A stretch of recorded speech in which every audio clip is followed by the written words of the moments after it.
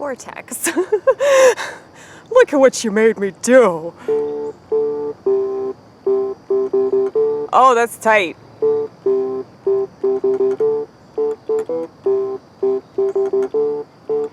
I just need a guitar player. Preferably somebody that can switch to bass, okay? Here's the thing, if you can play guitar, you can play bass. It's not that hard of a transition. Transition. If you play bass, it's hard to transition back to guitar, but if you play guitar, you can transition to bass. I'm just letting you know. You have options.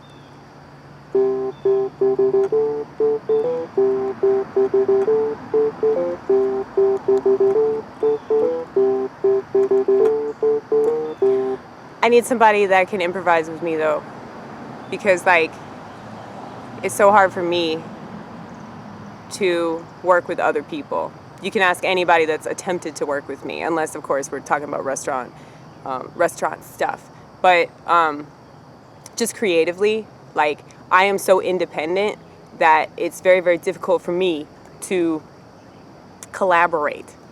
And also because I'm too ADD, and so I'm like, no, I don't want to do it that way anymore. You know, we've been practicing for 5 weeks.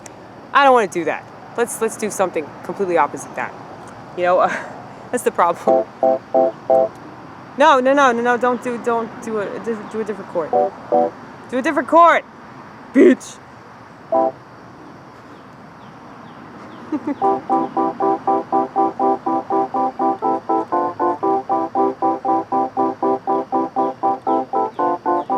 I feel like I should change it though to something more.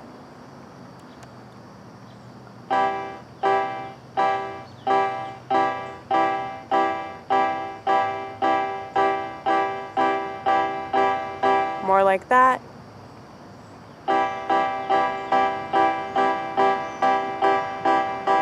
I'm supposed to walk the earth.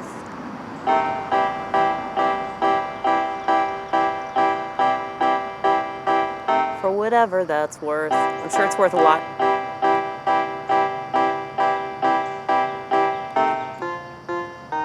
But I have a really hard time leaving my house.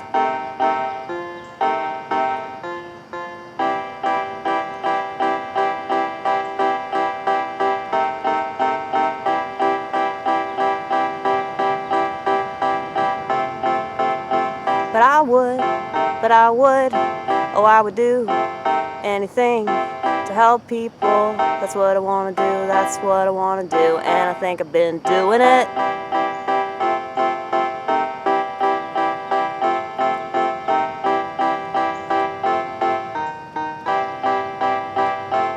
But that's also because I've done a lot of really bad things in my life.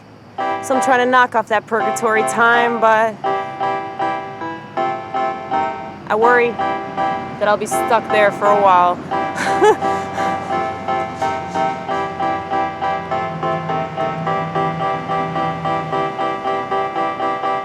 I don't like this anymore. You don't like anything, bitch. You don't like anything. You always complain. You're always naysaying. She is. He is. I have stuff. It's extra. It's extra stuff. They want to tell you, throw away that extra stuff. Medicate that extra stuff. Here, throw pills at that extra stuff. Throw pills at it. Yeah, that makes a lot of fucking sense. Put a Band-Aid on it. You'll really understand it. You put a Band-Aid on it. Are you kidding me? These people are so lame. They're so lame. They deserve every terrible thing that happens to them. You know, I am so sick of people whining about shit that they can change. They can change it. You know, like, all these people want to complain about depression. Well, why are you on your phone all the time? Why are you constantly on social media? You know that stuff depresses you. Maybe they don't know. I don't think they do. They don't know. They don't know that this stuff depresses them more than anything else, but it's also because they're not aware of the dopamine release. If you're not aware of the dopamine release, you're not aware of, you know, yeah, I do the neck roll thing. Like, if you're not aware of the dopamine release, then you're not aware of how much you are being controlled and how much you are being conditioned to do these things that make you rely on those things. So you keep doing it over and over again. It's like a drug. Just like a drug.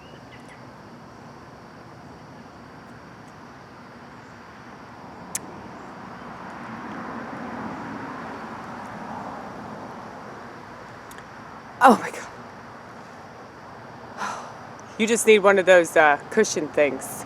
You could just take a pillow out here. Yeah, I could. I'm pretty sure I'm on private property. Somebody will eventually tell me to leave. That's fine. Okay, so I actually had material. I did.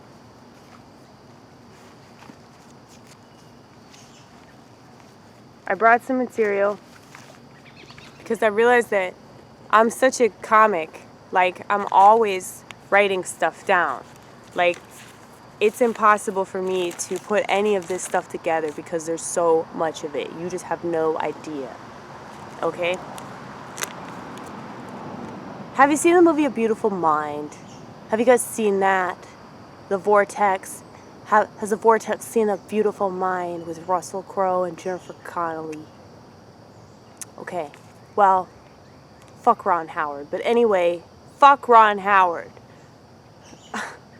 Don't go into it, just talk about the movie. Okay, so this movie's about John Nash. Totally inaccurate portrayal, but whatever. John Nash is my hero, okay, because he said that he didn't understand why people are so afraid of mental illness. You know, he's like, why are you running away from it? You know, this is just another option that you have. It's like, fuck yeah, dude. It's unconventional. It's unconventional. It's an alternative route, but it's fantastic. It's way better than their fucking world, right? Well, anyway, there's a scene where his wife, played by Jennifer Connelly, she comes in to his little private room and she sees all these newspaper clippings and she's like, oh my God. And she takes him to a asylum or whatever. But that's like my life, only it's not newspaper clippings. I'm not like that obsessed with conspiracy. Do not think that. I'm really not. Like, but I do get obsessive about stuff, but then I realize, you know, you're only a little minion. You really don't know that much. No matter what you think you know, you really don't know as much as whatever you're thinking right now. Like, oh my God, oh my God, oh my God. Because that's how everybody that is into these things behaves about it. Because it's just like, it is, it's very unraveling, to say the least. But, yeah, like, I get that way about my art. I just have piles and piles and piles of art, and I don't know what to do with it. So this is what you get. Okay, Vortex. So I just decided, you know, just read the stuff that you have, and then talk about it, because that's how I do it anyway. So I might as well just do what I'm good at. Okay. Self-deprecating humor. A lot of comedians are into this, the self-deprecating jokes.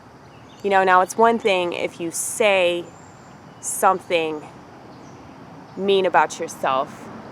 It's true, but it's like you're aware of that. That's a positive thing. It's a positive thing to be aware of negative attributes that you possess, because then you can do something about it. But with self-deprecating humor, that's basically like taking pride almost. Taking pride in being bad, or taking pride in being an alcoholic, or taking pride in, you know, just continuing to fail and fuck up your life. You know, and I see that with a lot of comedians. It's like being bad is cool. And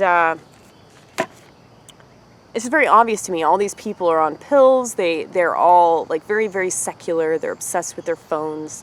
And, you know, who cares if they kill themselves? That's how I look at it. You know, if you took all the millennials and just threw them in a volcano, that would be fine. Okay, I'm a millennial, and it's embarrassing. It's embarrassing.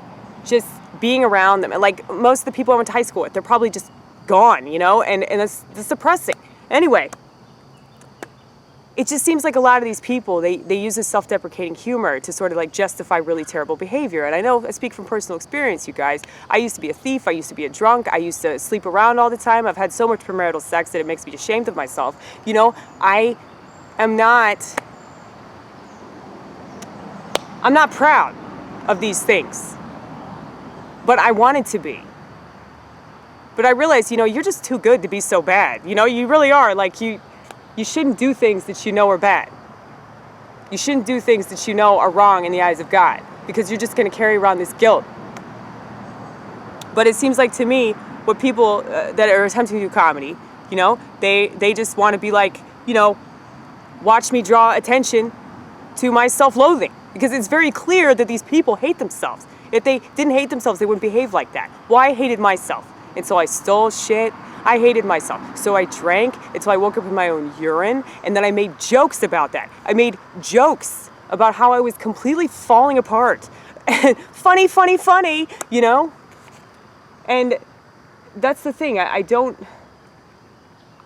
think that people understand. Oh my goodness. I just want you guys to see what I see because it's so beautiful. It's so beautiful. Look at this shit. God, God. I don't think that they can see it because they're very small. They are very small. They're these little buggies. They're these little buggies, and they're buzzing around, and they're so cute. They're so tiny and cute. Can y'all see them? It's okay. I hope you got the mental picture at least. But yes. I don't think that people have any idea how the decisions that they make today are going to negatively impact them 10 years from now. They're not thinking like that because they've been conditioned to not think like that, to not worry about their future. Which totally explains liberalism. It really does. But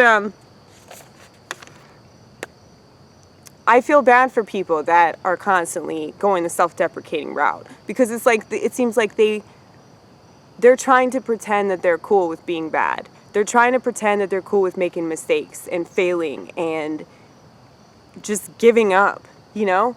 And that's what it seems to me with comics in particular, because they just aren't trying anymore.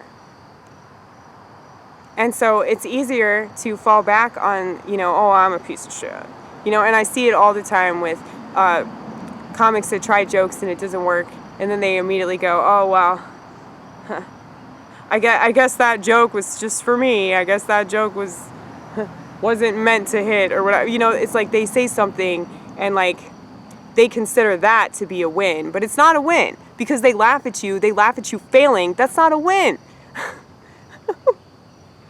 People are just dumb. They don't understand what comedy is. They don't. It's okay if you fail anyway. Maybe it's not a bad thing to fail as long as you learn from it. But like, they want to make that cool. You see what I'm saying, Vortex? I know that you see what I'm saying. You just, you know, you don't respond because you're being stubborn. But whatever.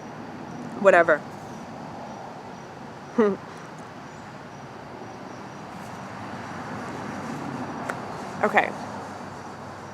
I think I'm gonna shoot another video.